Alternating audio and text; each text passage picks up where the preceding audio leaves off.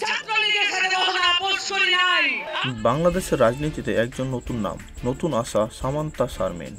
আজকের এই ভিডিওতে জানবো এক সাহসী নারী নেত্রীর কাহিনী, যিনি সমাজ পরিবর্তনের স্বপ্ন নিয়ে রাজনীতিতে নেমেছেন এবং জাতীয় নাগরিক পার্টির এনসিপির অন্যতম মুখ হিসেবে উঠে এসেছেন।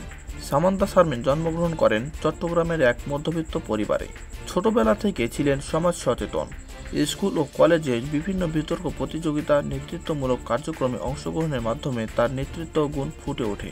তিনি ঢাকা বিশ্ববিদ্যালয় থেকে রাষ্ট্রবিজ্ঞানে স্নাতকোত্তর সম্পন্ন করেন।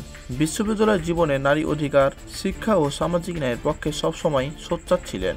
শিক্ষা জীবন শেষ করার পর তিনি এনজিও ও সামাজিক সংগঠনের মাধ্যমে নারী ও শিশু অধিকার নিয়ে কাজ শুরু করেন। এক পর্যায়ে বুঝতে পারেন সামাজিক পরিবর্তনের জন্য রাজনৈতিক অংশগ্রহণ অপরিহার্য। এই উপলব্ধি থেকেই তিনি রাজনীতির পথে পা বাড়ান এবং তখনই এনসিপির সাথে তার যাত্রা শুরু হয়। এনসিপির আদর্শ, স্বচ্ছতা, গণতন্ত্র ও জনবান্ধব নেতৃত্বের চিন্তাভাবনা সামান্তা শারমিনকে আকৃষ্ট করে। তিনি প্রথমে একজন কর্মী হিসেবে দলের কাজে যুক্ত হন। পরে তার পরিশ্রম ও নেতৃত্বগুণের জন্য পার্টির কেন্দ্রীয় কমিটিতে স্থান পান। তিনি বিশেষ করে নারী শিক্ষা, স্বাস্থ্য ও স্থানীয় সরকার ইস্যুতে দলীয় নীতিমালার প্রস্তাব তৈরি ও বাস্তবায়নে নেতৃত্ব দেন।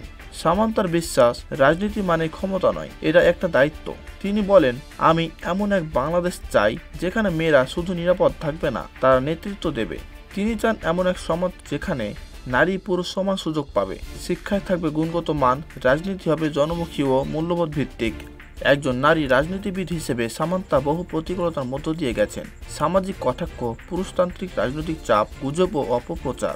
কিন্তু তিনি পিছু হটেননি। প্রতিটি চ্যালেঞ্জকে সুযোগে পরিণত করে তিনি এগিয়ে গেছেন। বর্তমানে তিনি দেশের বিভিন্ন এলাকায় নারীদের নিয়ে রাজনৈতিক প্রশিক্ষণ কর্মশালা করছেন এবং গ্রাসরুটস স্তরে এনসিপিকে সংগঠিত করছেন। সামান্তা শারমিন, তিনি শুধু একজন রাজনীতিবিদ নন, তিনি একটি অনুপ্রেরণা। আপনারা যদি বিশ্বাস করেন রাজনীতিতে এমন পরিবর্তন দরকার, তাহলে ভিডিওটি শেয়ার করুন। কমেন্টে লিখে জানান সামান্তার মতো আরও কাকে আপনি রাজনীতিতে দেখতে চান। সাবস্ক্রাইব করে আমাদের সঙ্গে থাকুন।